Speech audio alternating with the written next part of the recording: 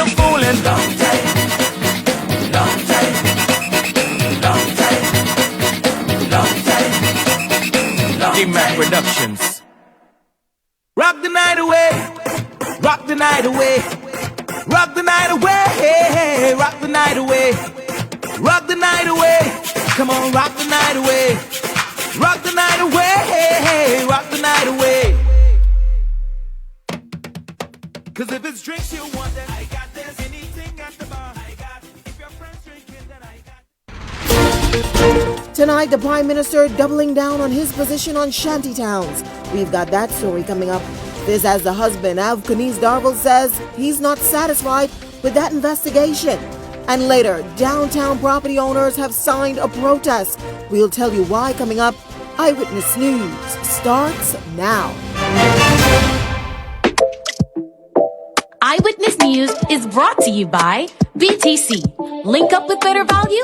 Link up with BTC. Good evening, everyone. I'm Janae Noel. Thanks so much for joining us. Well, topping news tonight, trust the process. That's the word from Prime Minister Philip Davis, who says government is taking a systematic approach to rid the country of shantytowns. The Prime Minister's comments come as government has been criticized for not acting swiftly to tear down shantytown communities. This following the removal of an injunction by the courts that halted demolition.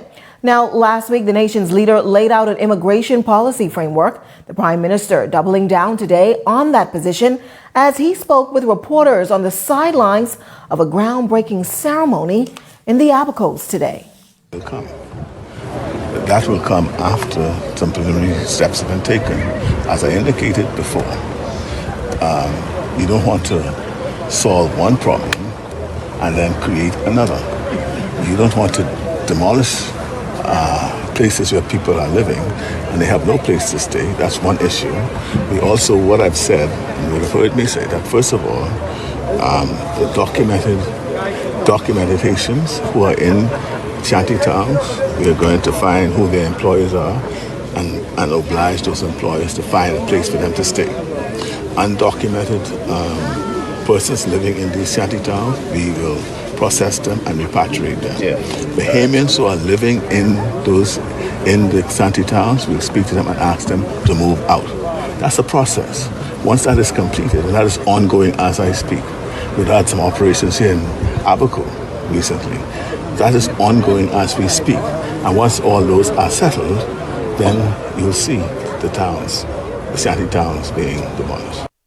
Well, the Prime Minister's comments follow police intervention over the weekend. Police responded to concerns in a shantytown community off of Bacardi Road. Coalition of Independence leader Lincoln Bain and a group of his supporters threatening to tear down the homes on behalf of the property owner. They told dozens of residents that they had, quote, 15 minutes to gather their belongings. Now, the group brought a tractor to the site and went door to door demanding that residents gather their possessions. During their attempt to destroy the buildings, which was broadcast live on a Facebook page, Bain showed residents an alleged Ministry of Works letter from 2019 ordering those residents to vacate that property. Now, after Bain and his supporters knocked on the door of a home, one of the men with him marked the home with spray paint. The symbol, an X with a circle, was placed on the homes, whether residents answered or not. Now, a pastor who reportedly built a church in that shantytown also going door to door with Bain, translating his demands. At one point, he also asked for 3 months leniency for the residents, revealing that many of them attended his church. Bain, however, told the pastor that the residents had had sufficient warning. Now, the purported owner of the property, Justina Curry, acknowledged that she once had a farmer working for her on that land. Police officials showing up and escorting Bain and others of that property, those residents also expressing that they had paid rent. Meantime, as tensions intensify on a local level over the expansion of shantytowns, Bahamian officials went to Haiti today, joined by their CARICOM counterparts. Prime Minister Philip Davis revealing that the National Security Minister, Wayne Monroe, and Immigration Minister Keith Bell led that delegation as they mapped out a way to ease the unrest in Haiti, which has affected neighboring countries, including the Bahamas. Just for that mission, is to ensure that we have stakeholders prepared for another meeting that is to be held in Jamaica next week, and to advise them of that meeting. And at the same time, talk to them about security of Haiti and how best to secure Haiti so that we could create a space to allow for freedom of movement without fear of intimidation or violence. And in that regard, the principal role would be to empower and resource the Haitian National Police. The mission there is, along with Canada, is a Canada CARICOM commission that I put together during the course of CARICOM, the CARICOM meetings. The Canadian government is providing the security for all our persons who've gone down there. We're leading it there, and we'll be crafting out a measure whereby we could empower the Haitian National Police to ensure that they are able to compete with the gangs who seem to be better resourced, better organized. Meantime, the Minister of Foreign Affairs warning the public not to get their hopes up that CARICOM members will be able to solve the many issues on the ground in Haiti. Mitchell emphasizing that stabilizing Haiti is not an easy task. I wish to offer, though, this public advice. I've given this advice privately. We should lower our expectations that the countries of CARICOM can solve the ultimate issues in Haiti. The best we can do is help facilitate, help to nurture or manage what is a very difficult situation. In the first place, no one wants someone else to come into their country to tell them what to do. Secondly, the public officials in Haiti are embarrassed, and they've apologized for it, about the fact that they are being described as a failed state or seen as a refugee country. Mitchell also giving the details of what the delegation hopes to accomplish. And we all know the history of violence and foreign interventions and foreign abuse. It is also the poorest country in the hemisphere. There is nothing that is in the background of any other CARICOM country that will prepare our representatives for what they will meet in Haiti. The present administration in Haiti there is seeking a consensus process to move toward free and fair elections, but all sides are deeply suspicious. Our facilitators have a tough job, so let us pray for the safety of the party, for the success of the limited mission, and that the process today will lead toward the meeting with all stakeholders in Jamaica within several weeks. Well, in other news tonight, with the investigation into his wife's death now complete, Jared Darville says he hopes to be the catalyst for change within the healthcare system to save lives. This is the person I wanted to spend the rest of my life with. And they take it away. They take it away carelessly. Days after he received word from the Public Hospitals Authority that the investigation into his wife's death at the Princess Margaret Hospital was complete, Jared Darville says he's not satisfied with the outcome. He said he met with PHA officials last week, and here's what they found. In the conversation, they identified that they saw irregularities in the healthcare services applied to my wife, and in their words, they were looking for irregularities that if something was done different, that my wife could be alive today. They said that they found those. They found those irregularities, that if things were done better, that my wife would still be alive today. His wife, Kenise, pleaded from her hospital bed for help early last month. She claimed that healthcare practitioners failed to notify her of the urgent care she needed, and her appeal for blood was too late. It's a thought that Jared says haunts him to this day. They did not see the urgency in that. They sit back and allow all these days to pass. No doctor came and see me on Friday. No doctor came. The weekend is hell because they don't even check. No doctors, nothing. Worse on the holiday. Today is Wednesday. They finally come with the team of doctors, and this is what they can tell me, y'all. This is what they can tell me. Get some people to come and donate blood for me. That's what they tell me. when they could have been telling me this from long time. And he says he's grieved because the Bahamian public who utilize the healthcare services every day will have no recourse to know who the doctors and nurses were who dealt with his wife and allegedly failed her. If you found these inconsistencies, that we still haven't had names brought before the Bahamian public, we still haven't had anybody put on administrative leave, we still haven't heard any disciplinary action brought forward by the Public Hospital Authority in regards to you concluding, right? You're saying you conclude. So in your conclusion, we are not hearing anything that is consistent with an investigation happening, and you finding irregularities in the treatment. No apology. He charged that it's the doctors and nurses that he's placing the blame. The persons responsible don't suffer anything. They don't lose a paycheck. They don't lose sleep. They don't even suffer any blow on their professional career. Do I feel satisfied? I mean, the only thing short, I mean, you can't bring my wife back, but at least let justice be justice. Fighting to hold back the tears since Kenice's death, Jared's launched a number of events in her honor, including working with Corporate Bahamas to launch a number of blood drives. He's hoping to keep her memory alive, but also ensure that another family does not suffer the same fate. And he has a number of recommendations that he wants to make. In lieu of all of that, we look at things that we ourselves can help to change. And if we can be able to assist with a web-based, something similar to what you do when you have an Uber and you say, well, after the ride, you know, how was your experience? And you would have more pertinent information, more pertinent questions. But you would get this through having a working relationship with PHA and the nurses and the doctors. So you could understand what is the rubric that you're looking for. How long did it take you to see a doctor? How did you feel? How was the bedside manners? Was the medication appropriately described to you, as in the side effects, as into how to take it?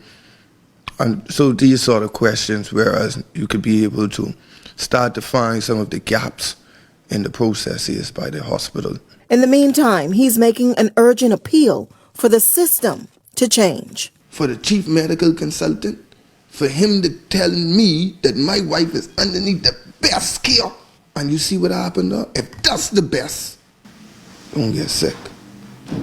Because if that's the best.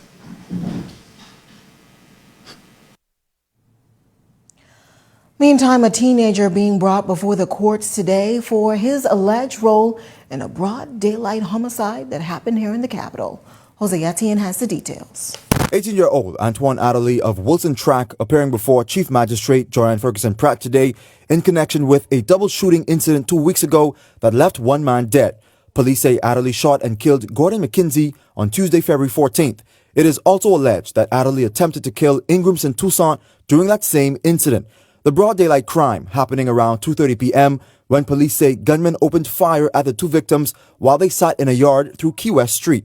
Now, due to the nature of these charges, he was not required to enter a plea and has been denied bail. However, he returns to court on May 18th for the presentation of the voluntary bill of indictment. He's been remanded to the Bahamas Department of Corrections.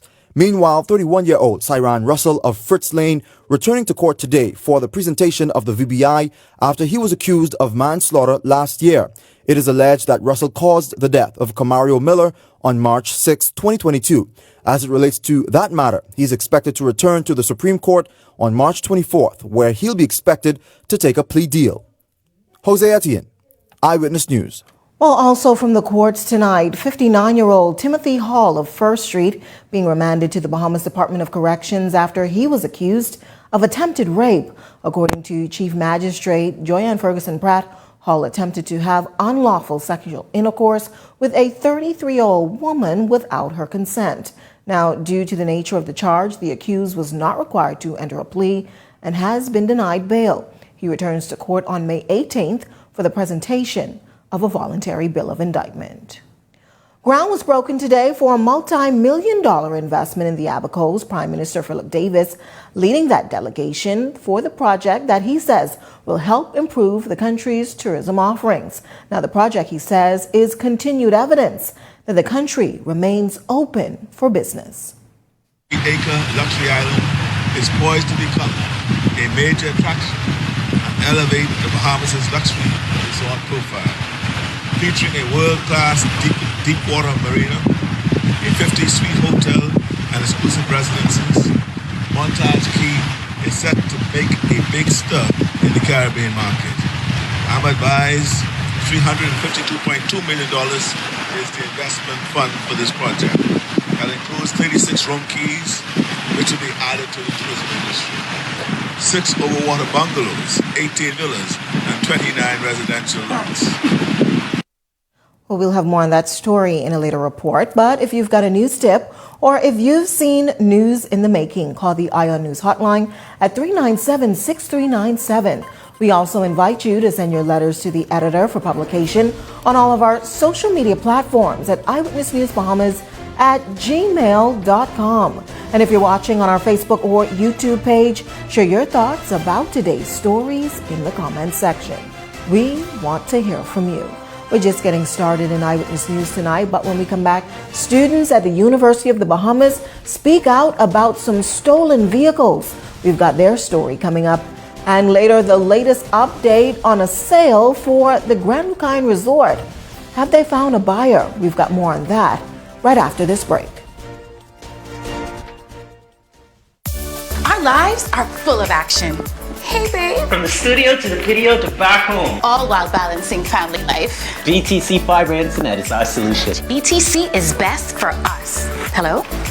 With fiber, we save more on fast, reliable internet. And we can prove it. Go to BTC's website and compare for yourself. Select your current product, price, and location. You'll see how much you can save with BTC. Link up with better value. Link up with BTC. The most important thing in life is family, and whenever you need reliable advice, you look to the people you know you can trust. At J.S. Johnson Insurance Agents and Brokers, we earn our clients' trust every day. Whether it's home, motor, travel, or commercial insurance, we've got you covered. Call 397-2100 or visit jsjohnson.com. J.S. Johnson Insurance, peace of mind.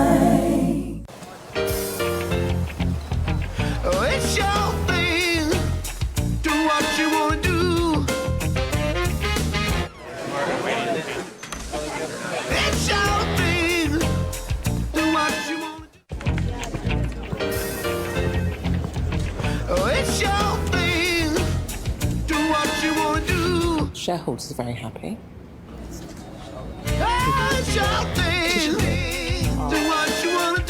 Just when Leo was about to buy this useless pair of Hands underwear, he remembered that it was Tuesday. Hungry for deals? You better come satisfy it at KFC before doing something crazy. Crazy Tuesdays! 5 juicy, mouth-watering pieces of world-famous KFC chicken, handmade with a secret blend of 11 herbs and spices for only $10. Crazy Tuesdays! A finger-licking good deal.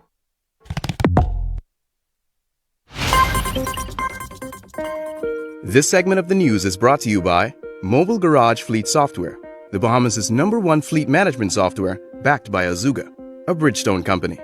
Schedule your free demo today. Welcome back. Here's a look at your Eyewitness News gas tracker. $5.46 at Esso. Rubis, still the highest, $5.92. And Shell, $5.76. Well, students at the University of the Bahamas calling tonight for better security measures after a string of vehicle theft have left many of them traumatized. Our Tyler Simonet visiting the school's campus today. She has the details in this report. Imagine finally finishing up a stressful midterm exam, looking forward to going home, only to find your vehicle gone. That's what happened to third-year nursing student Wilicio Allen, who recently took to Facebook to express her concerns for security at the University of the Bahamas. Her car, an orange Paso, was stolen in broad daylight right from the parking lot of the school's campus. I had my keys and everything, and I was like, what happened to my car? Like, I didn't see it there. It wasn't parked in the space that I left it, and another car was there. So I automatically started panicking because I didn't expect that to happen. I didn't expect to be in class trying to focus on my exam and still now having to worry about my car. Like, if my personal belongings would still be there, and my personal belongings was in my car. Walicia spoke to security on campus, who then assisted with relaying information to the Central Detective Unit. However, there's been no trace of her car since it was stolen. I was informed later, because I called back to follow up, I was informed that nobody saw anything. And then there's no cameras in the area. So there was no way for us to like find out if anybody took it, if they hotwired the car, you know. So it just was like leading to nothing. Like many other family islanders, Walicia came to Nassau to further her education, but is now finding it increasingly difficult to attend her classes. I can't even begin to put into words. My parents sacrificed so much to buy me that car. I just got that car, so it really is a frustrating situation because now I don't have a piece of transit to get to class. I don't have any transportation. I'm not from here, so I don't know people to like say, hey, let me get right. You know, like I'm not really fully familiar with people here, so it's really difficult for me to maneuver now without my car. Another student at UB telling Eyewitness News that her car was stolen back in November 2022 and has had no luck in recovering her vehicle. Sandra St. Gis feels as if more could have been done, as she hasn't heard from campus security officials since that day. First, I felt, violated because that's your car, that's your personal, that's something personal to you. I had things in there that was very valuable that I can't replace. So at first, I felt really violated, but I'm still scared. I'm still scared. I still feel worried that it might happen again. And that's your hard working money. You're trying to get a degree, and then you still have to be worried in the back of your mind. Okay, is my car out there sitting in the parking lot? Is it out there? Is it out there? Security officials at UB neglected to comment on the matter. Tyler Simonet, Eyewitness News. Well, back here in the capital, downtown businesses are raising concern about noise pollution in the city center. Theo Seeley has been following a series of stories in and around the downtown area as it readies itself for the opening of a new cruise port. He continues that series in this report tonight. Loud horns, even louder diesel engines. Noise pollution is a concern for downtown business owners, especially as the city center prepares for the opening of the Nassau Cruise Port in May, which is expected to welcome millions of visitors to our shores annually. They question how vacation in paradise will mix with the commercial aspect of the city center, especially the transportation of goods on these 18-wheelers. Over 24 people who are employed downtown or own businesses there have signed a petition asking government to look into the issue. They say it's just too noisy for business, unattractive, and unsafe for tourists.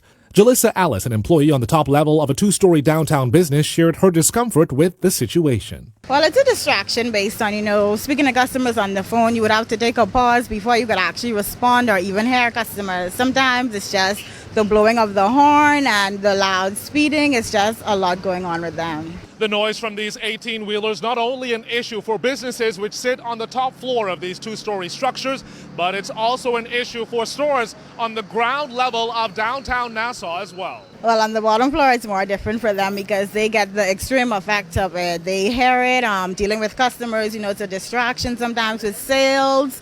But let's not take her word for it. Terrence Stubbs, an employee at Diamonds International, which sits directly on the ground floor of downtown Nassau, says the noise pollution is not only an annoyance, but it's bad for business as well. It's very loud. Sometimes you can't even hear yourself selling your product, and it's very inconvenient. Sometimes you have to stop what you're doing, allow the truck to pass, and you find that very annoying at times. So what's the solution? Well, those who have signed the petition say they've got the fix. Well, we're basically hoping that, they're able to do it in a time frame that it really doesn't affect businesses down here on Bay Street. Nassau is the paradise for the Bahamas. We're just opening in regards to the cruise ships. So just trying to get things back to normal and make money for everybody. The petitioners say trucks shouldn't be allowed to traffic through downtown Nassau between the hours of 8 a.m. and 6 p.m., but let's pump the brakes there. How greatly would this move impact shipping agencies who utilize these heavy-duty trucks for their business operation? Well, I spoke with one shipping agency today, and they said if asked to operate outside of 8 a.m. to 6 p.m., they wouldn't be the ones to lose. They said companies who depend on their services through normal business hours would definitely be the ones taking a hit. That petition, dated February 6th, has not received an official response from the Office of the Prime Minister as yet. Theo Seeley, Eyewitness News. Meantime, Deputy Prime Minister and Minister of Tourism Chester Cooper says work to secure the sale for the Grand Lucayan property continues. This after a failed attempt last year. Last week, the Grand Bahama Chamber of Commerce president said that the sale may have progressed successfully if there was no government interference. Say this without responding to nonsense comments. Let me say that we are continuing to work with several developers who are interested in the Grand Lucayan Resort. We remain positive about the possible outcomes, and as soon as we have something more definitive, Lucayan Renewal Holdings Limited is going to make an. While tourism officials counting down to the opening of the Nassau cruise port set to take place in May. That's just 3 months away, and they'll tell you that they expect its opening to provide a trickle-down effect of economic gain, not only for businesses in the downtown area, but for those in the over-the-hill community as well. Deputy Director General of Tourism Dr. Kenneth Romer telling Eyewitness News today that the sector is seeing significant numbers as it nears the end of Q1. Those figures expected to be released by the Tourism Ministry sometime this week or next. We're excited about the opening of the cruise port. It speaks about creating opportunities for entrepreneurs and stakeholders, especially those in the over-the-hill communities whose livelihoods are linked again to cruise arrivals. We are speaking with our industry partners, the FCCA, Clear and others. We're looking at ways again to address the state of our product. I think a lot of persons are concerned about the state of downtown Nassau, but tourism has really been involved with our colleague ministry partners in terms of really giving downtown the kind of attention, the cleanliness, the conditioning of our major tourism hub. So we're very excited about May. We're very excited about what the next several months will look like. It's going to be getting a lot of the attention. I think our local stakeholders are going to be very pleased again with the outcome. Well, the Bahamas Technical and Vocational Institute signing a memorandum of understanding today with Canada-based Nova Scotia Community College, based in Canada, all in an effort to maximize tertiary education opportunities for students at both institutions. Now, the MOU focuses on student and faculty exchanges and will also prioritize the development of new programs for both schools. Now, the manager of Nova Scotia, Zaran Zakal, asserts that this partnership will play a significant role in the advancement of both institutions. Nova Scotia Community College is very excited about this partnership, and the signing of this agreement will formalize this collaboration. And as mentioned, there's a lot of opportunities, mutually beneficial opportunities between our two institutions, between BTVI and NSCC. And be very excited about the opportunity to expand our partnership into another Caribbean country. And we've had wonderful, positive experiences with our Caribbean partners. They've been sending us excellent students on Government of Canada scholarships. We had some exciting externally funded projects, joint projects. These kinds of partnerships help grow and encourage instructors to reach out and to learn and look beyond our borders. Because when you're in another culture, another place where people are doing the same thing and they do maybe a little better than you, you take it back with you. You take ideas back. And when you do that, you inspire your students. Well, also present for the signing of the MOU was State Minister for Education, Technical and Vocational Studies, Zane Lightbourne, who says that this collaboration will help government provide opportunities for students seeking to advance their skills in these areas. I appreciate the partnership that is represented here today. I'm excited about the Memorandum of Understanding because what it does is it establishes the institution that we have for others to have more confidence in what we offer. And the attractiveness, the shared ideas, the sharing of best practices, and every beneficial, everything that we seek that can be beneficial to both institutions. But of course, we want what we can get out of it. And we want to be a good partner, so we want to give whatever we can give to the Canadian brothers and sisters who come, and especially our Nova Scotia Community College, who's here today to represent as a partner. Well, the Bahamas Junior Achievement Program hosting a grouping of students from all around the country this weekend for its annual business conference, giving them lifelong lessons for future success. On Saturday, a speech competition and a job fair held at the Anatole Rogers Auditorium, where students heard from a number of stakeholders from various industries on the trials and tribulations of a working environment. Executive Director Tammy Lackey says it's all a part of preparing them for the real world outside of the classroom. We have achievers here today from Andros, from Eleuthera, and Grand Bahama, joining our New Providence arm of JA. So we bring them all together every year, and what it is to, again, bring them together, network, and this year our theme is to inspire them, prepare them to succeed. So we've had 3 days with them, and each day has been dedicated to one of those topics. So the first day, we had alums who came in with their inspirational stories, to get them, listen, I was where you were one time ago, and this is where I am now. We had Mr. Wilson speak to them. Mr. Wilson, who is the proprietor for QBC and other stores in the mall, and he's also the proprietor for Palm Key, the restaurant. And he was telling them, I said, there are countless times when he was down. He tried so many businesses, so many of them failed, but the lesson there is that there is still success in failure. So we get them inspired in, hearing other stories from persons who've been where they were. Well, Lecky adds that the support from corporate Bahamas has been a welcomed addition in assisting the students and giving them a true appreciation for a working environment.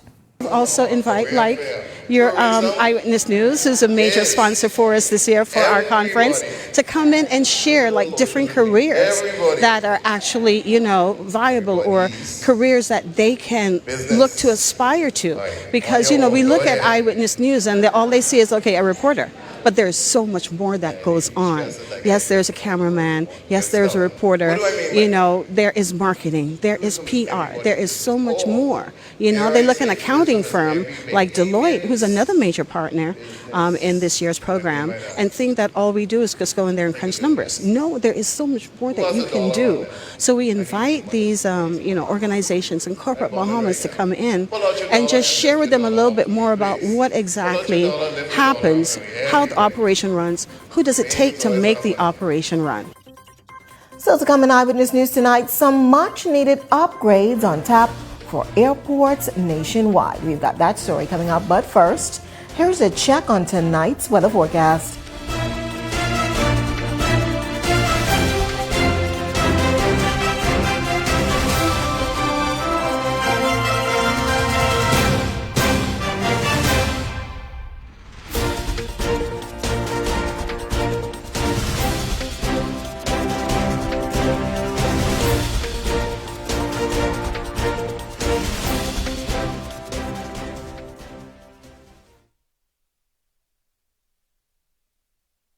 This is the Little Caesars Stuffed Crust Pizza. It's a whole new level of pizza with cheese stuffed crust so spectacular that there's nothing left. Pizza.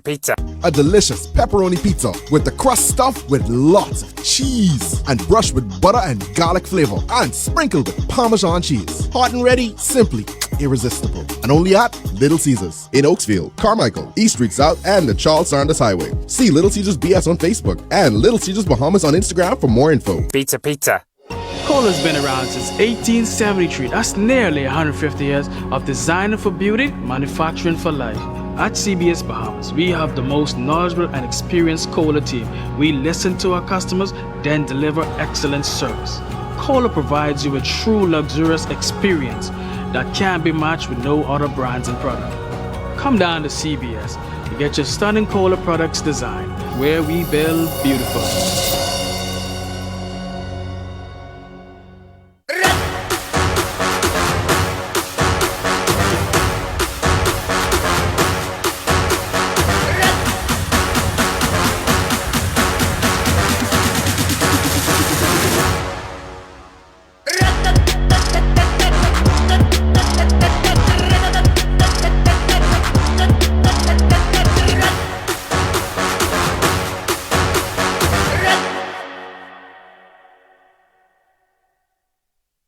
We have safely protected your lives, assets, and aspirations for over 100 years. That's a lot of protection. At BAF, we know that our commitment to you goes beyond a policy or an investment. It's a commitment. Find out how to grow with us.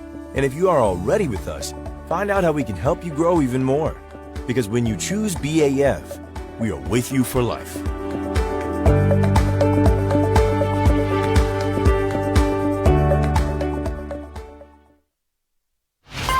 This portion of the news is brought to you by J.S. Johnson, Insurance Agents and Brokers, giving you peace of mind. Your live look tonight, Blake Road, where the temperature is right around 73 degrees with an expected dip to 64. Chilly tonight. This is Eyewitness News. Welcome back. Well, it's an initiative that started under the former Minnis administration, and the Davis Cooper administration is not only continuing the effort, but expanding it. In our Spotlight feature tonight, Theo Seeley takes a look at an historic effort being undertaken by the tourism ministry, namely the aviation sector. Here's that report. This week's Spotlight taking a different spin. We're taking a look at the country's #1 revenue generator, tourism. We had a chat with the Bahamas' Director of Aviation, Dr. Kenneth Romer, about, you guessed it, the aviation sector. Government is gearing up to embark on quite a hefty undertaking, which commences on Wednesday, March 1st. 14 airports throughout the Bahamas will receive facelifts thanks to a public-private partnership program. And on Wednesday, the online portal will be open to allow interested applicants to apply. I think that this marks perhaps the most aggressive airport infrastructural project in the country's history.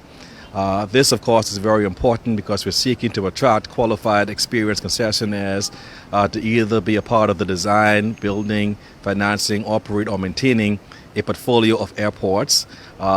This is going to really help us to drive traffic, increase capacity, look at innovating our airports. Of course, our airports are in need of a lot of attention.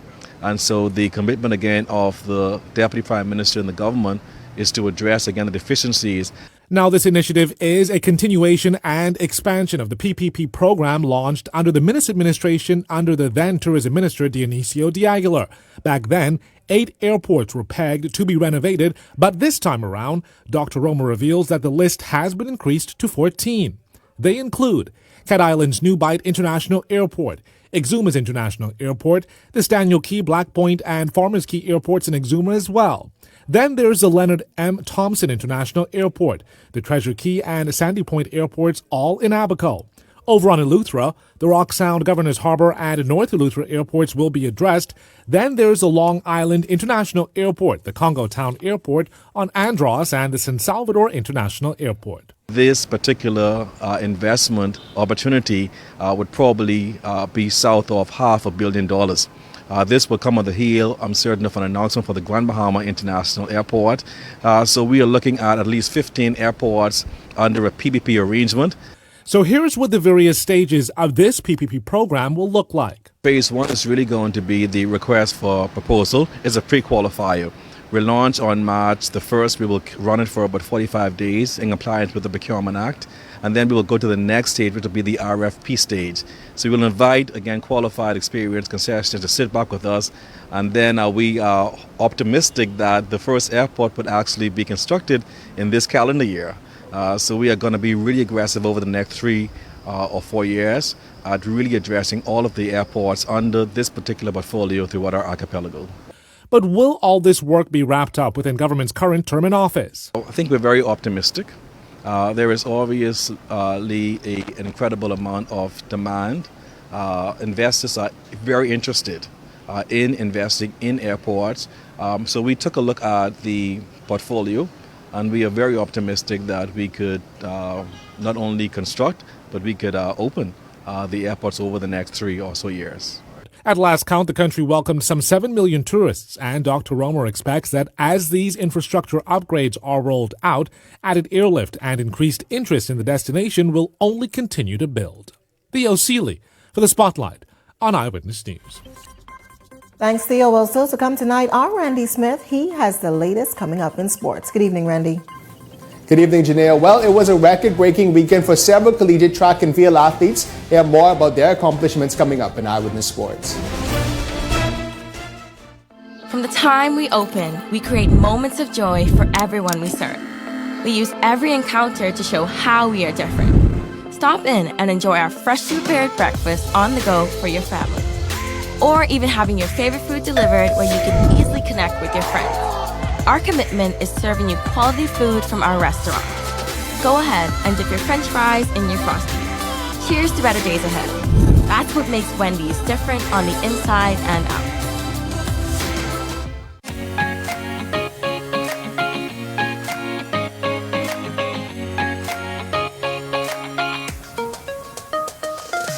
The Cash and Go app is a way of life.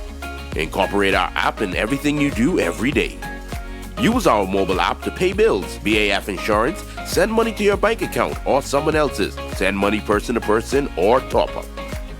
The Cash and Go app. Easy, simple, safe, and secure. Everything you need to stay on top of your vehicle operations. Introducing Mobile Garage Fleet Solutions. Simplify vehicle maintenance with automated service reminders. Easily schedule inspections and work orders at the touch of a button. Intelligent part inventory management. Go beyond GPS tracking. Track driver behavior. Reduce speeding and unnecessary wear on vehicles. The most advanced dual safety camera on the market. Reduce distracted driving and the likelihood of an accident. Speed up insurance claims with on-demand video footage. Cutting fuel cost is just the beginning. Intelligent reporting to improve fleet expenses. Analytics to aid in decision-making. One software. Multiple functions. One amazing price. Made in the Bahamas. Mobile Garage Fleet Solutions. Fleet management simplified.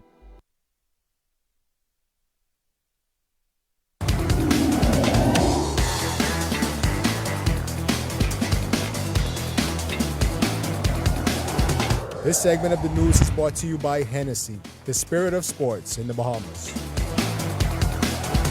Good evening, everyone. I'm Randy Smith, and welcome to Eyewitness Sports. Sitting off tonight, sprinter Terrence Jones ran for the first time this year on the weekend and clocked an NCAA Division I time in his first race out. The Texas Tech junior ran 6.46 seconds in the opening heats of the men's 60-meter dash and returned to win that event in 6.48 seconds. Jones accomplished the feat at the Big 12 Indoor Championships in Texas, claiming the conference title. And in ACC action, Wanya McCoy won the men's 400-meter final on Saturday, finishing in 54.91 seconds for a new facility record. He also picked up a conference title. He powered his school to a third-place finish with 79 total points. On the basketball front, the Hugh Campbell Tournament Championship game is all set. At 9 p.m. tonight, the defending champion Sunland Baptist Stingers go up against the GSSA champion C.I. Gibson Rattlers. Last night, the Rattlers defeated the St. George's Jaguars 66-62, while Sunland beat out Tabernacle Baptist 66-55. Tabernacle has a great coaching staff. We were more hungry tonight. On the defensive end, we was able to log down defenders, was able to move our feet, get in our defensive positions the entire game. On offense, my guys did really well, particularly my guard, Jordan, Sanders, Denaj, Kelly, and also Tiano. Roberts was able to knock down shots tonight. We were very disciplined on the offensive end, but tomorrow's going to be a typical game against C.I. Gibson. They're the best team in New Providence, and we're looking forward to a really good matchup and putting on a good show for Hugh Campbell. It was pretty good. It was pretty intense. Although I had an ankle injury, but I still made some good shots, but it wasn't what I expected. But hope we carry this one tomorrow and leave the trophy back in Nassau. And in FIBA basketball, it was a tough night for the Bahamas men's team in Panama City. They fell to the host country 88-66. Kadeem Colby and Dominic Bridgewater had 11 points each in the loss for the Bahamas, while Tony Bishop Jr., he had 20 points and 9 rebounds for Team Panama. Well, that does it for us in sports, but stay tuned. Eyewitness News continues in a moment. I'm Randy Smith. Have a great evening.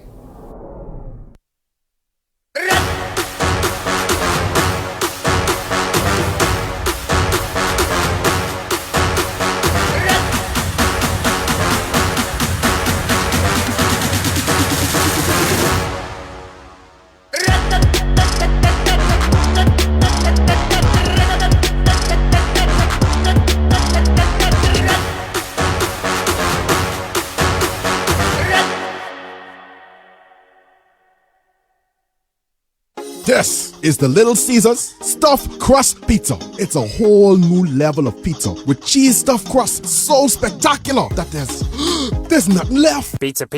A delicious pepperoni pizza with the crust stuffed with lots of cheese and brushed with butter and garlic flavor and sprinkled with Parmesan cheese. Hot and ready, simply irresistible. And only at Little Caesars in Oaksfield, Carmichael, East Street South, and the Charles Sanders Highway. See Little Caesars BS on Facebook and Little Caesars Bahamas on Instagram for more info. Pizza.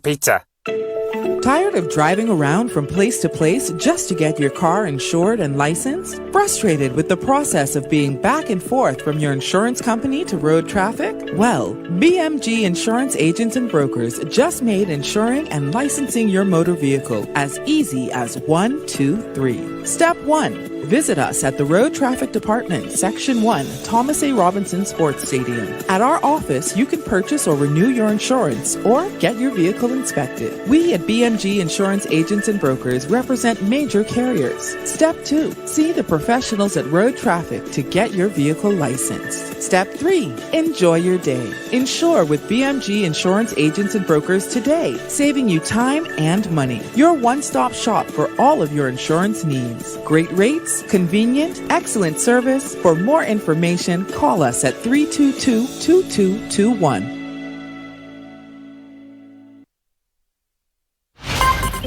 This segment of the news is sponsored by Corona, distributed in the Bahamas by Jimmy's Wines and Spirits. Welcome back. You're watching Eyewitness News. Well, a young woman reaching out to Eyewitness News today, asking for assistance, not for her, but her childhood best friend, who's currently in hospital in need of brain surgery. Tyler Simonet has her story in this report.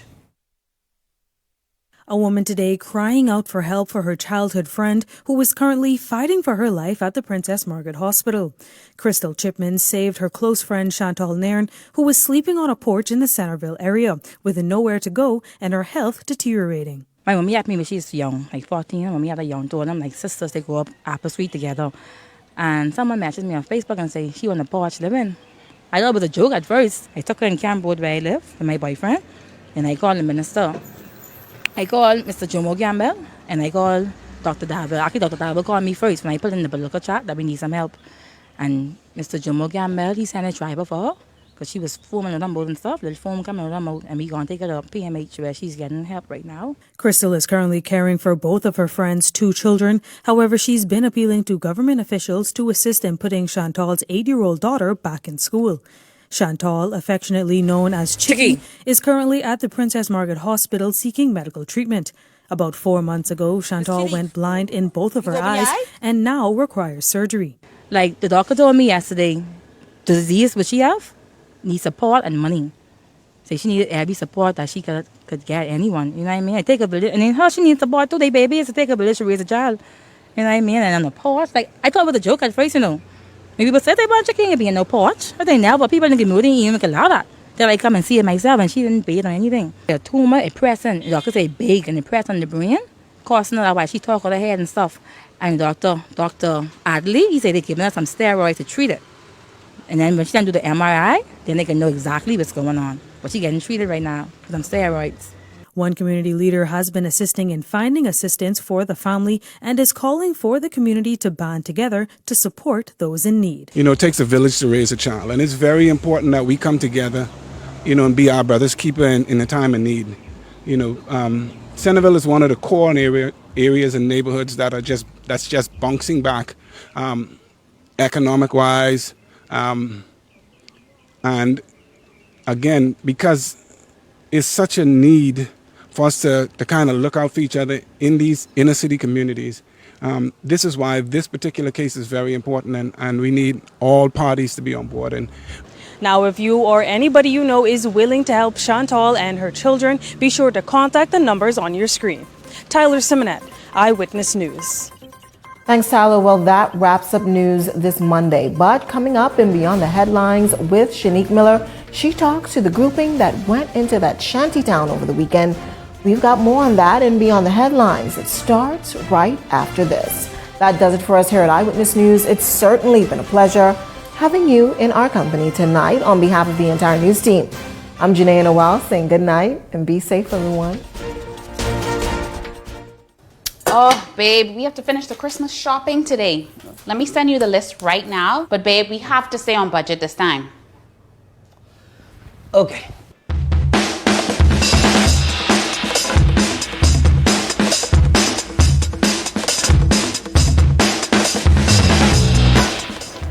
Sure, man?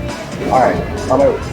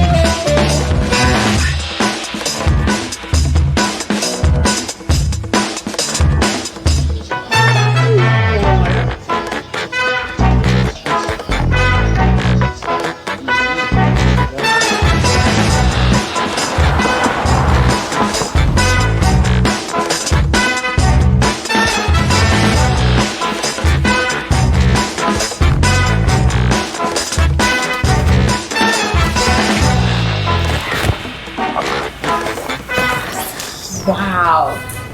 You got everything on the list? Yeah, I got it. But, where's dinner?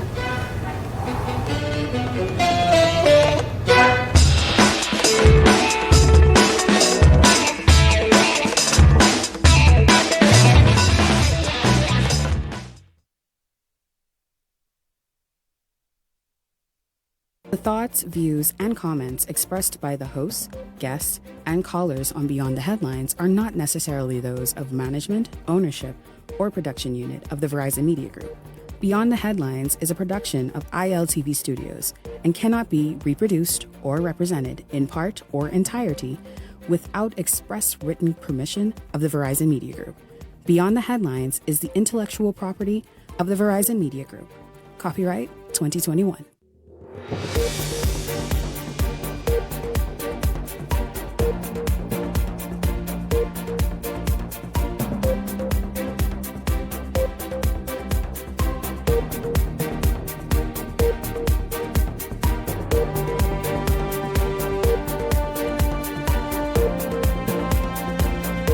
Alive, still connected, still with you.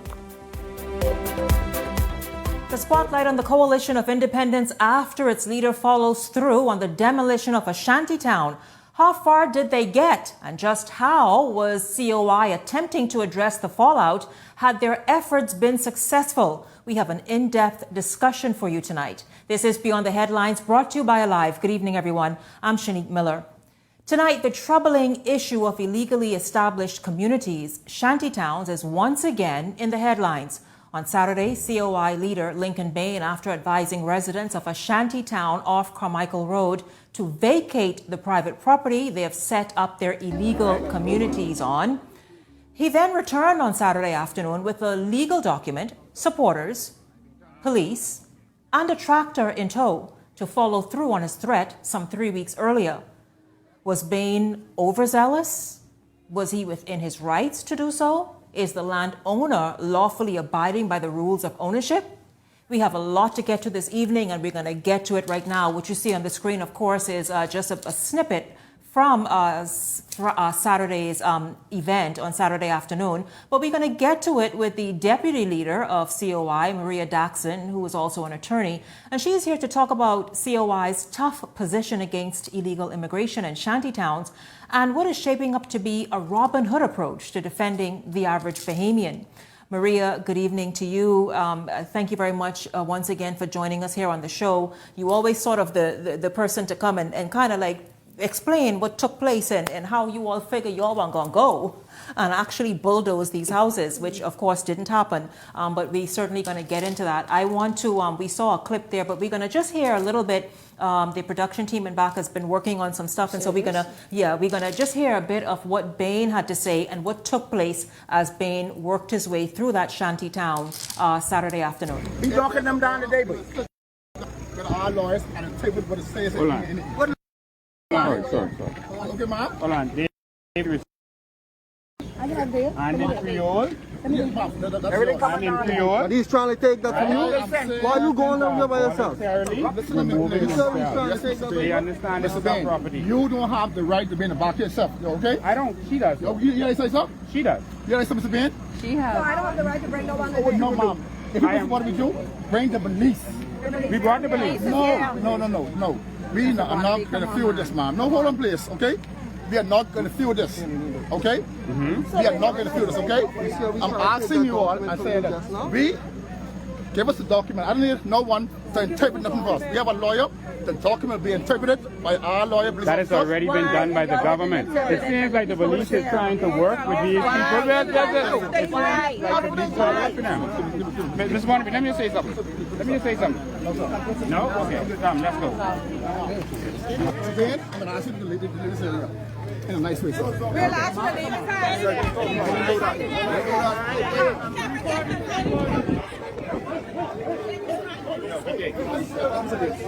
you go after the mega station.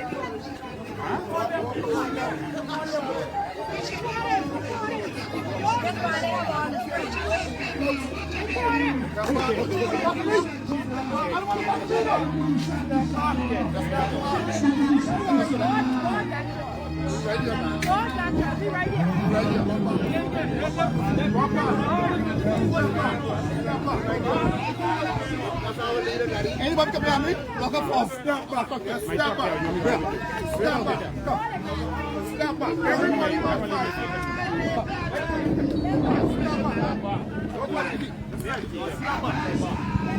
Nobody passes back. Nobody passes back.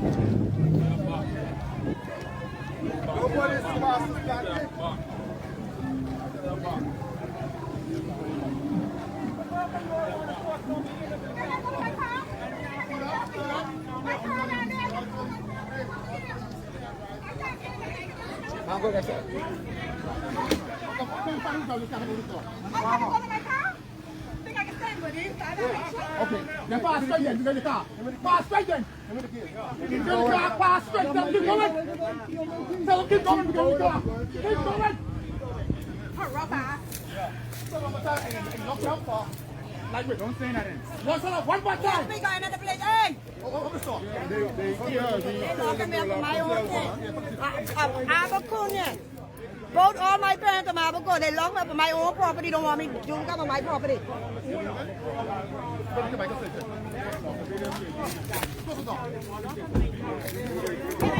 Come on, station. Come on, Come on, station. Wanna be? Hey, wrong, get out.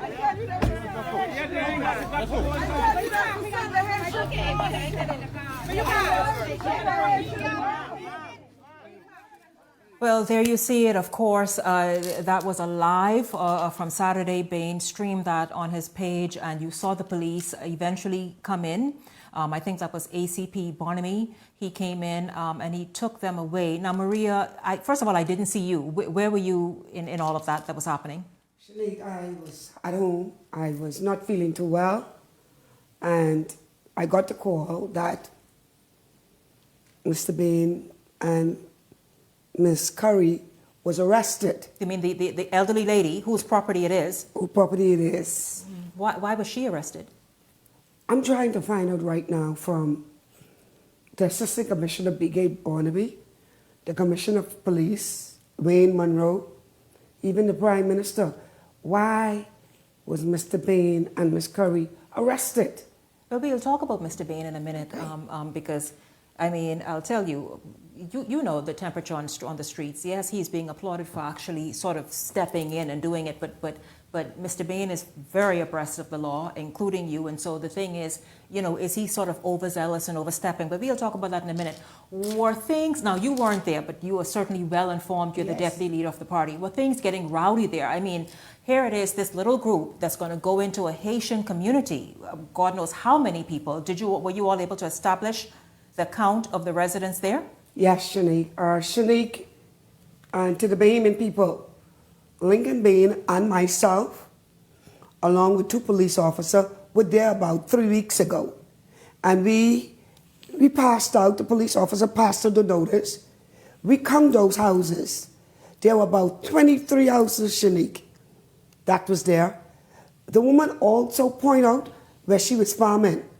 And you could see where she was farming, and they knocked down the crops and planted the house. I was there. Well, you know what? I'm going to ask you about the farming situation, because how you could knock down a farm that was in existence for many years. She's owned this property for a number of years, right? Granted for farming purposes by the government, yeah? Crown land. Yes. Okay, we'll talk about that. But so what I asked about the number of residents, because things could have gotten totally out of hand there with all, I see men, you don't even know how large the shanty town is. No, we were there, Shanique.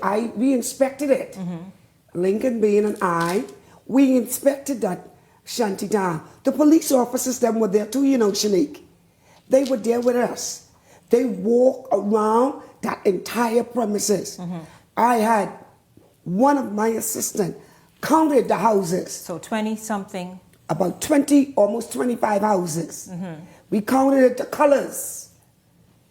Everything was in place. They knew he was coming back there with the police to have those houses, them bulldozed or knocked down. Right. Shanique, another problem. Yes. The police then went with Lincoln, I saw from 3 weeks ago the police were there. They were there. They knew this woman had the documents. And that's why they served the document on these persons. So the thing is, Maria, of course, Maria Daxon again, and just through familiarity, I call her by her first name. Of course, she is Ms. Daxon, the deputy leader of the Coalition of Independence and also an attorney. Maria, I want to know how they were served that. What were they served? Were you all legally empowered to serve an eviction notice on the residents there, who are illegal, who are illegally set up on that property, but were you all empowered through some legal means? Shanique, we had a document right here is in Creole, from the Ministry of Public Works. And Ms. Curry went to the police. We handed this to the police officer, this Bahamians. This is from a government entity.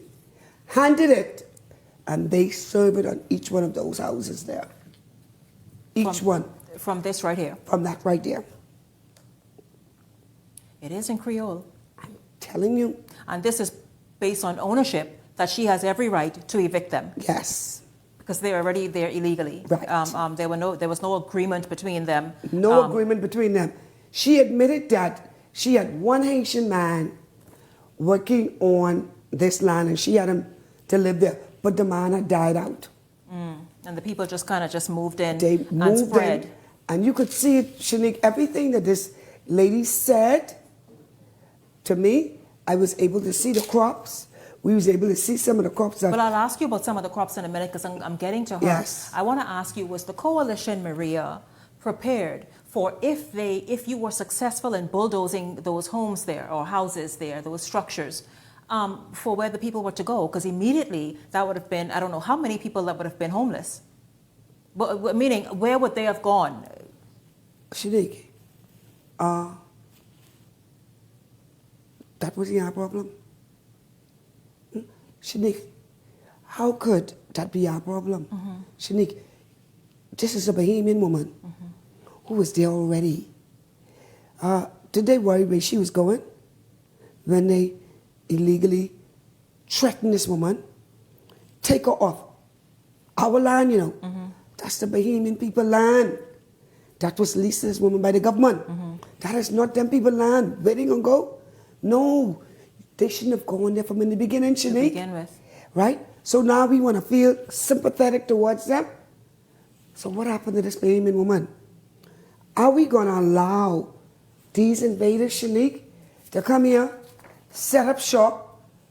When we go, they can play the victim. Where they going to go? No, Shanique. That was not our problem. We give you notice. You was fully aware that you wasn't supposed to be in there. This was going on for years. And the Prime Minister, Mr. Brave Davis, knew about it. This woman went to Brave when he was Deputy Prime Minister, and she went to Perry Christie. She went to the police. What they did? And got no help. Nothing. Spread. I want to ask you, on Saturday, Lincoln went around holding a document in his hand to tell them, listen, 15 minutes, eh? Remember, were you all serious about the 15 minutes? Oh, yeah. Maria, who could move out? Maria, you can't even think in 15 minutes. How you could get... Shanique, they had 3 weeks and 15 minutes. Right. Yes. So 3 weeks and 15 minutes. Which ample time, eh? Maria, Yes. what was that? What was that a legal document he held in his hand, and what did it say? It's the same thing again. That same document there. Yes, Okay. legal again. Huh? We've already given you so much notice. And Shanique, my fellow Bahamians, they are so bold. You all see what date on this? The 17th of November 2020, under Dr. Minnis' watch. Huh? Watch this now. Look at the date, Shanique. I see it. The 17th of November 2020. They had all the time. And what we see, instead of they moved, they was building some extra homes. How long? We should accept this in our country. Shanique, we Bahamians, we can't go to nobody else's country and do this. This is unacceptable. And what happened on Saturday? I cried shame on the police force. Huh? Well, the police said that you all were breaking the law, taking the law into your own hands, and that the matter is being sufficiently addressed, but we'll get to that in a minute. Let's just now talk about Miss Curry. Miss Curry, who we saw being taken away in the police car along with Lincoln Bain on Saturday afternoon. Speaking of Bahamians who feel disenfranchised in this whole immigration standoff, here's a woman who, how long has she owned that property? For years, almost 20, 30 years. About 30 years she's owned it. We saw the live before, about 3 weeks ago or so, Yes. where she said she wants that now to be able to give to her children and grandchildren Right. and those in her lineage. Yes. And she's been harassed, she's been strong-armed, she's been threatened. Talk by those people allegedly on that property. How was she threatened and scared off her own land? They told her if she come back on the land, they was going to threaten to kill her. That she don't need to come back on the land any longer. Right? They don't want her on the land. Shanique, even when we went there with her, some of those men were talking to this woman so harshly. They were like raising their voice at this woman. And they'd be like... trying to intimidate her. I say, are these people serious in this country? I couldn't believe it myself, my fellow Bahamians. But they talk about the guy who she had living there. They spoke about him, who's died out. I said, but how y'all get here? They don't want to answer that question. They don't want to talk about that, Shanique. Y'all need to come off. Just come off. But look like the PLP government assisting them on staying there. Maria, I want to ask you about how does she feel today? They're still there. She was taken away in a car, and seemingly they were victorious as they watched her being taken off that land that is hers, and she was awarded. What's her mindset, along with so many who you hear the different arguments and the different points of view being expressed by people. What is her mindset this evening? She's upset. One, she still can't believe that our government, the police force, refused to assist her in trying to get these people off. But instead they come there, leave the people there, and remove her and Lincoln Bain and the COI from this property that was given to her by our government. And by the way, was given to her and leased to her by the PLP government. Maria, so I want to ask you then, where do you all go from here? She was awarded it, you said, and she's been farming. You said you've seen the crops. Seen it. What was she farming? What kind of crops? It looked like it was corn, cane. I can't remember what other crop, but I did saw the cane because when we went to the back, to the side, I witnessed it myself. I should have recorded it. And you're going to see where they even burned down some of the crops. So when she took me to the back, I saw all of it. So I say, this woman was correct when she said she was farming. Nobody believed that this woman was farming. But me, no, but I'll tell you this. I spoke with and I reached out to, because I wanted the police. I know you were going to come hard at the police, and we'll go in that direction in a minute, to say, listen, how can you be so strong-armed with us? And a crime is being committed. And so I reached out to the Commissioner of Police. I was informed that a special committee that you may know of has been formed. They meet tomorrow to begin carrying out the government's this national demolition and doing away with shanty towns. They meet tomorrow to begin thinking about this way. Maria, the reason is, and I know you kiss your teeth there, but the thing is, Maria, I'm not a proponent of illegal communities in our country, yeah? But when we bulldoze and demolish these communities, then where do they go? And so the government, as you know, Maria, has said, listen, who are illegal will be repatriated. Those who are illegal will have to go and find their own housing at their own expense. You believe that? Or I heard you saying, I heard you do that. No? My fellow Bahamians this afternoon, you all remember about a month ago, there was a shanty town that burned down. Off Carmichael somewhere? They say there was about, 30 to 50 something homes. My informants in social service told me that the PLP government, Minister, Social Service, set up the stadium. The stadium? Not the stadium. Where's the place out east? Going out east? That hotel. Yeah, or motel. I know what you mean. That's been used before. That's been used before for these nationals to go. My fellow Bahamians, guess how much persons showed up? 2. So we wondering where these other people going. Were they illegals? Where did they go? They sure find some place to go, because our government is not hosting them. And why? Because of the fact it's suspected that those majority of persons them were illegal. They had no documents. They didn't show. 2 persons show up with Bahamian document. So where them other persons them going, Shanique? I want to ask the PLP government where they going. Because my informant's telling me they trying to find these people now and they can't find them. Where are they? Who they were? And this is what I mean when I ask the question of, did the coalition think this through? Because you don't want these ones, after those houses have been bulldozed, you don't want them to kind of go into some other community and just disappear. You want them to either be repatriated or go and live as regular Bahamians, no? Okay, Shanique, our government ain't doing their job, you know. First of all, when we went to those houses, we don't, and one thing, these people sharper than us. They ain't giving you a name. You don't know who their names are. We don't even know who really own them houses. We don't know who own them houses. So where they going? And that's another thing to think about. The people were telling Lincoln, this is what they were telling Lincoln in Saturday's numerous videos, that they are renting. Who are they renting from, Maria? Thank you. Who are they renting from? We're going to pick up right there when we come back. Attorney and Deputy Leader of the Coalition of Independence, Maria Daxon, is here to talk about the near bulldozing of the Haitian illegal community out Carmichael. It did not happen. Bain was carted away, and so was Miss Curry, who is the owner of the property given to her through lease, the Crown land, at least 3 decades ago, according to Daxon here. And so we're going to talk about that. We're going to talk about the fact that many people say, listen, I'm renting from someone. You can't throw me off this land. We're going to talk about that as well. This is Beyond the Headlines, brought to you by Alive. More right after this.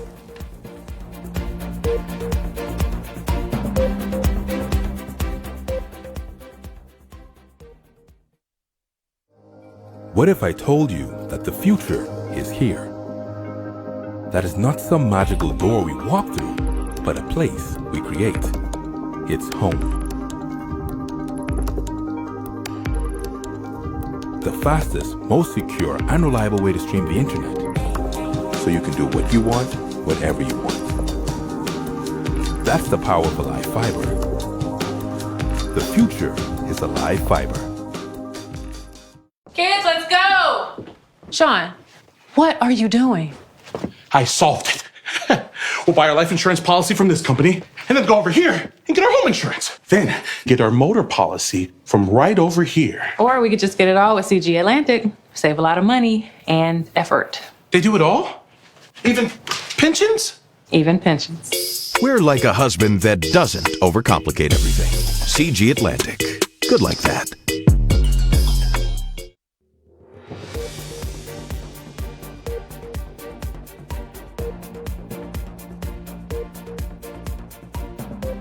Welcome back to Beyond the Headlines, brought to you by Alive. This evening, we're looking at the near attempt to demolish the Haitian community just off Carmichael on Saturday afternoon by leader of the Coalition of Independence, Lincoln Bain.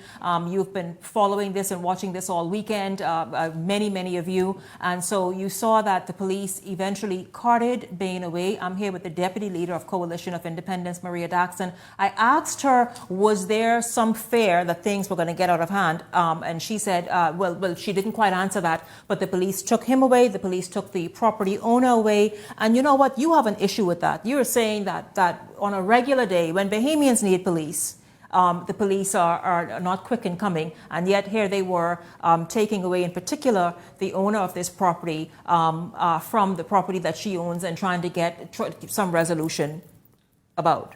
Yes, Sinead, I have a problem with that. And ACP, BK Barnaby, I'm calling your name. You went there, somebody called you there. Instead of you address the issue and ask them other people where their papers was for this property. This lady produced to you a document. Instead of you addressing how these people get it, you will take her and Lincoln Bain from there. And by the way, sir, you were the one who was trespassing because this woman had documents to be on the land. Hold on, the police, do you mean a senior officer was trespassing? He was trespassing, Maria? Because of the fact he was not invited there. Who invited BK Barnaby there? Huh? Did them people invited you there? Or who? Lincoln Bain invited you there? You were not invited. Huh? The invaders might invite you there. But watch this. If somebody has control of a land lawfully, she invited Lincoln. So Lincoln had permission. But BK Barnaby didn't have permission. Tell us where you get the authority from to touch Mr. Bain and ask him and Miss Curry to go in the patrol car. Were they under arrest? Were they under arrest? According to him, no. But it's kidnapping, eh? Because... Hold on now. You're saying the police... You were trying to say the police kidnapped Bain and the property owner? Yes, because if you tell them they are not under arrest, you invite them to go into the car and you can tell them they can't leave. Unless you tell them they can leave. What sort of powers that is, Shanique? Maria, but I'm wondering how you, Maria, you're an officer of the law. Excuse me? I am saying, I feel as though, what if things have gone awry? Then that senior officer still had no reason to enter that property? No, why would, hold on, Shanique. Lately, the police officers, them, are being going to these scenes. They creating these problems, you know. They started up. The correct thing for BK Barnaby do after he get the woman papers, he never gone to them people, Shanique. Watch him good. He never approached them. He never approached them and said, hey, where your documents is to be here? But what happened? It was his intentions to remove Lincoln and the woman away from that property so them invaders them could stay and live on our land with no papers. And Shanique, I saw another video with them. They are asking the Bahamian people on these lands for your identification, with your documents. But y'all ain't asking them people. I am convinced, this new PLP government is against the Bahamian people. Why? You approaching the Bahamian people in the way that you're approaching them. Why? We got to fight this PLP government. Like how the UBP fight the PLP for our rights in this country. So hold on, this has now turned into a fight against the PLP government for... Yes, we're going to have to fight them. They are doing mess with the Bahamian people. Look how long this woman been going to the police trying to get some action. Nothing happened. Every time. You see that, Shanique? The new PLP government against COI. We fighting for our Bahamian people. And they got a problem with us. We're not fighting for them, you know. We going out there and fight for our Bahamian people rights in this country. It's unacceptable, Shanique. But Maria, the people claimed they were renting, right? Produce receipts. Tell us who y'all were renting from. Produce the receipts. Let me put the Bahamian persons who they was renting from on blast. Produce the receipts, Shanique. That's all. They would say anything now.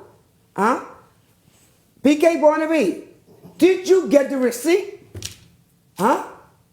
Did you get the receipt to show where these people are renting? You been there. You were more focused on the Bahamians than the illegals. You knew. Mr. None of them knew we was going there. You knew what was going on. The police officers them went there with Lincoln and this woman. And that's so the police officers went there, and they went there 3 weeks ago as well. So, Thank you. So what is it? Are you getting support from a certain section of the force? How you explain that? Because I figured, whoa, you all armed with police officers as well, walking through that community. What happened? It appears to me, Shanique, we get some some police officers who want to abide by the law, and then we get some who doing the PLP bidding. When the PLP wants something, they call up certain people. You could always see them. I know who they are too. When the police officers who doing what's right, they got to send their PLP people there who know how to do the PLP bidding. But it's about the Bahamian people, Shanique. And the police got to realize it's about the Bahamian people. This ain't about no politics, you know. Why they still refuse to assist this lady. Them people are going to still be there, you know. Watch what this PLP government will do. BK Barnaby, do me a favor. When they're going to demolish that, please, you be there. You be there. You and Lehman Delavo. You all two be there when they're going to demolish this. Maria, listen, I thank you very, very much. Again, Maria, I must say this. The government has every intention, the Prime Minister... I don't believe that. I don't believe it. I don't believe it. Not the PLP. They doing their bidding for their people. What did I say? What did I say? Bahamians, what did I say? The government against its own people. When it comes to our rights in this country, the government is against its people now. They protecting them other people, Shanique. We are tired. They have more rights in this country than we do. But guess what? In their country, they could never do that, Shanique. Let them go. Try it. Never do it in their country. But they come in our country and our government, the people's government, the Bahamian people government, allow these people to come in this country and continue to do their mess. Maria Daxon, Deputy Leader of Coalition of Independence, talking after this weekend. You all saw, of course, the many clips and videos of what transpired at that shantytown community off Carmichael, and this evening she is here to address it and to sort of give us an idea of exactly what took place and where the coalition stands. I thank you very much, Maria, for joining us here on Beyond the Headlines. Stay exactly where you are. We're going to take a break. When we come back, we're going to kind of dissect all of this. Is the coalition always showing out? Are they overstepping the law? And also perhaps what they are entitled or empowered to do. We're going to talk about that when we come back in our Hot Topics segment. This is Beyond the Headlines, brought to you by Alive.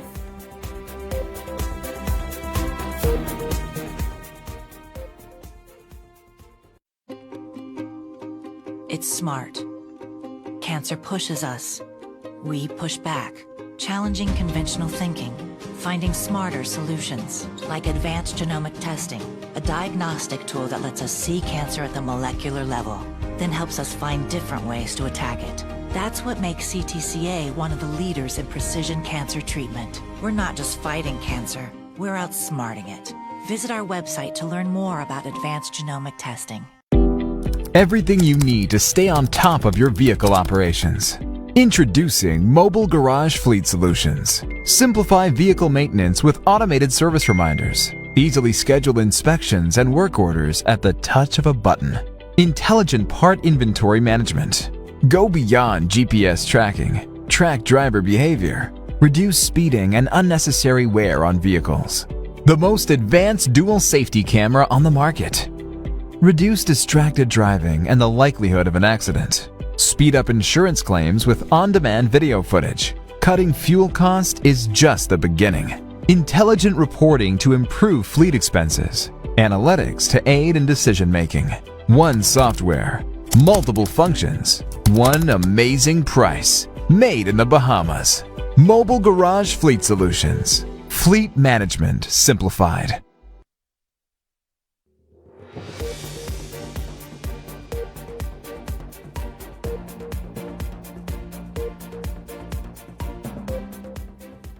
Welcome back to Beyond the Headlines, brought to you by Alive. We're going to talk this out for a few minutes here on the Hot Topic segment.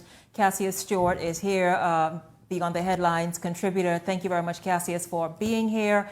You certainly, of course, saw the first two segments. You saw what transpired over the weekend a lot, and Maria kind of sort of added some perspectives to it, some just to kind of let us understand exactly what the mindset was, what the goal was going into Saturday's event by the Coalition of Independence. First, I'll just ask you your thoughts when you saw Lincoln show up there. As I started the show, I talked about the fact that he had supporters, police, and also a tractor in tow. Your thoughts when you saw him sort of show up again to that Haitian community with those things? Well, you know, being a part of third parties for a long time, you got to realize that third parties got to always shine the light where there is no light. And what Lincoln is doing is what you know should be done. You have to keep shining the light because sometimes government gets so sidetracked into all of their foolishness, they forget the small issues that affect so many people. And this immigration issue has affected so many people for so long that it's almost infused into our system. In other words, we almost forget it's there. And so what he is doing is reminding the government, reminding us that, listen, we still have to be able to fight for our country. And for the average man like a Miss Curry, yes, who has been fighting for so long. Yes. So you think that what he's doing, how he's doing it, people may say, oh, he could do it differently. But the point is, it has its place. He's been trained by the best. Who was he trained by? You're winking. He's been trained by the best. Tell the people who was he trained by. Well, of course, you know, Lincoln was a member of the BDM. All of them came under the Bahamas. I did not know. So Lincoln was a member of the BDM. All of them came up under me. So he's been trained by the best. I know you've done some things. He knows exactly what to do, and what he's doing is the right way to do it. Even though if you don't carry it out, you still come to do it. But, you know, so there's two, you know, as you evolve, and you know, you can either look at it through a third party, you can look at it through the government. I've learned to look at things from a holistic approach. I understand the need for what Mr. Bain is doing, and you have to be able to shine the light to show the inefficiencies and deficiencies in the government. But there's also another side too. You know, what the government needs to do. The court has already given the government permission to move the shanty towns. Then You can't go there now and start bulldozing, even though as a third party, that's theatrics.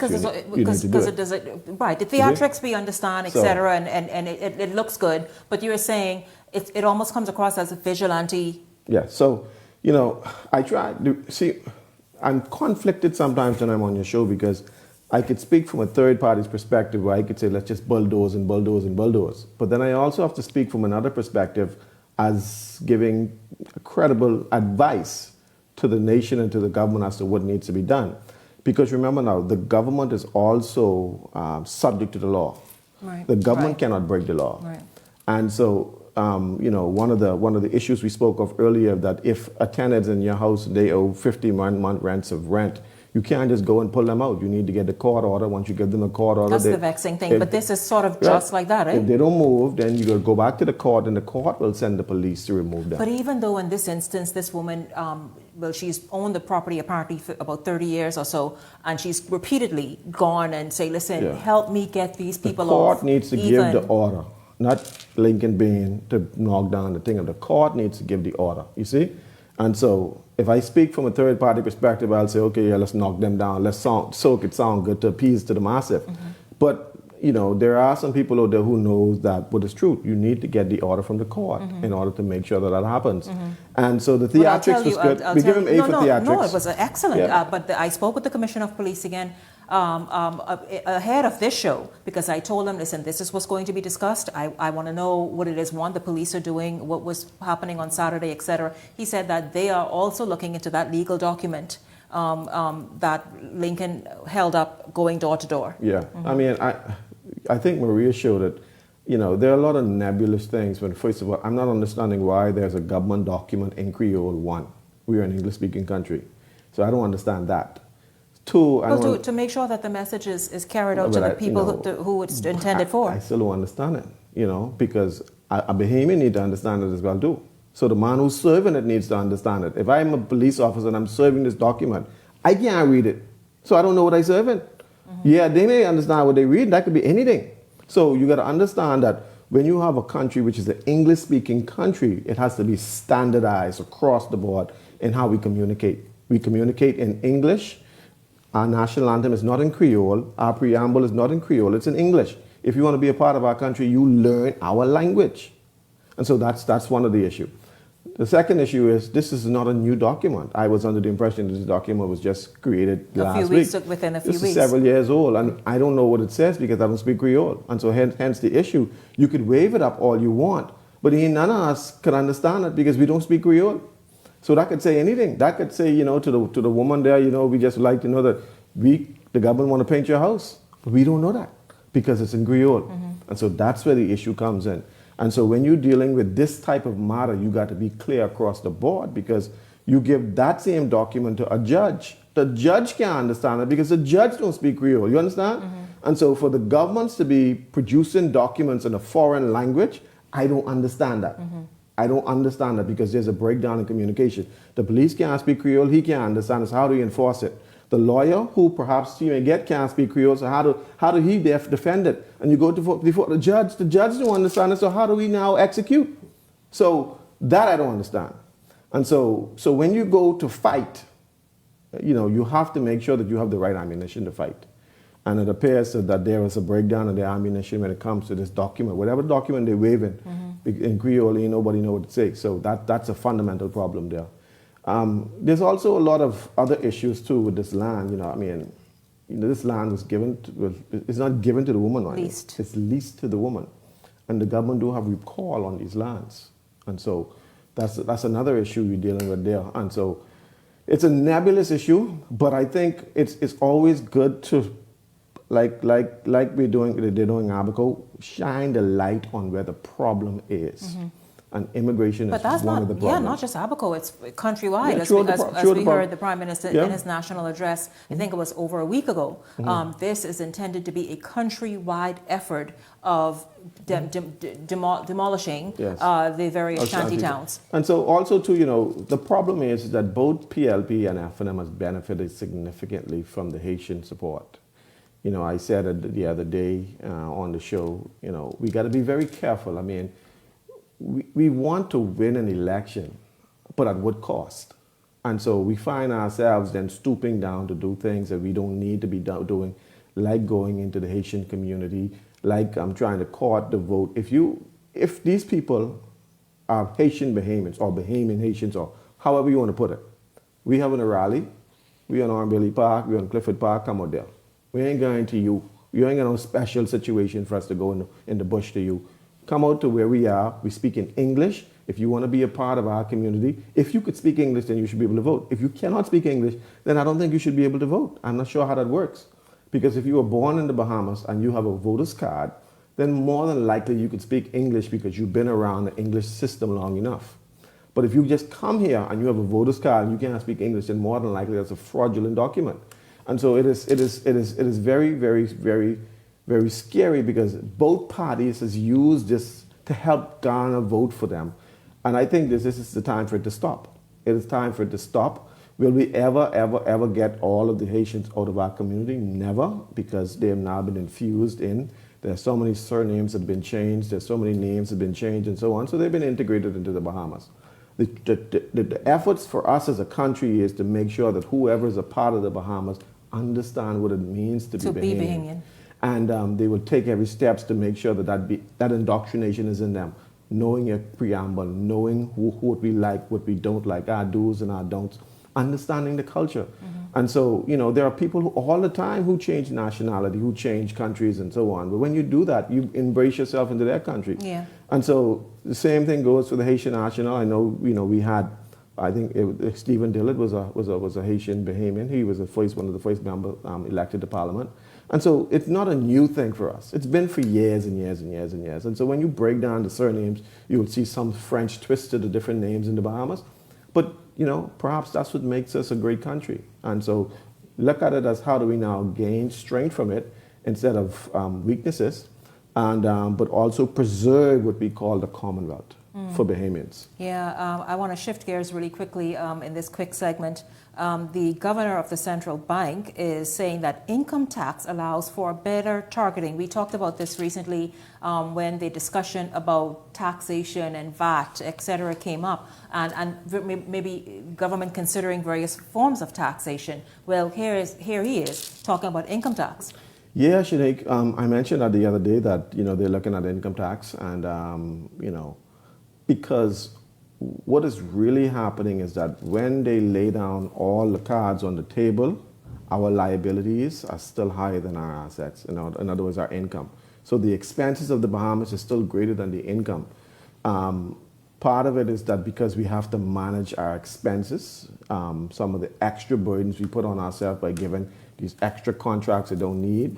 And so we have to manage that. But income tax is on the table. The question is, it may be what do you call it? What kind of tax? A fairer tax? Yeah, he calls it a better system of targeting. But then basically fairer, more balanced. When you carve out the high unemployment rate and all those who aren't working, then how do we factor in taxes for those people? Because now they're not taxed. How about that? They're not taxed, but then of course the burden is on the people who are. The burden then transfers back to the people who are paying tax, and so you'll find that income tax is going up because we now have to we found out that we thought it would have been worked out, but it didn't work out. So now we got to add more money on Shanique's salary because these people ain't working. We got plenty of people who ain't working. Remember how they measure unemployment? You measure unemployment not by not having a job. You only measure employment if you begin to look for a job. That's when you're considered unemployed. So if you're not looking for a job, you're not considered unemployed under the system. But if you begin to look for a job, then you are considered unemployed. And so imagine the thousands of people who ain't looking for a job, so the system don't count them.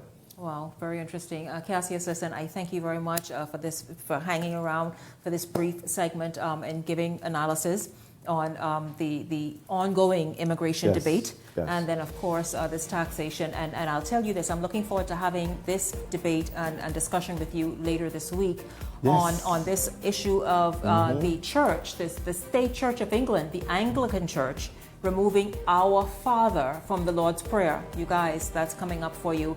Cassius, of course, I want you around the table for that one, because that's quite heavy and quite just baffling to think about.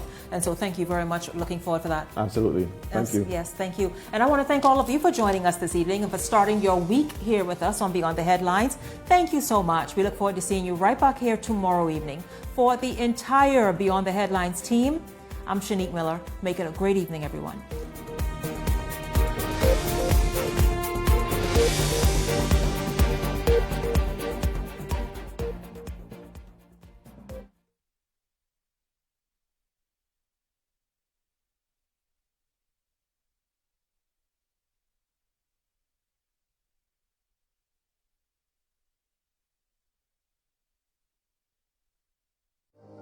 What if I told you that the future is here? That is not some magical door we walk through, but a place we create. It's home. The fastest, most secure, and reliable way to stream the internet. So you can do what you want, whenever you want. That's the power of a live fiber. The future is a live fiber. The Verizon Media Group, home of ILTV, Paramount Systems Limited, Eyewitness News, and Beyond the Headlines.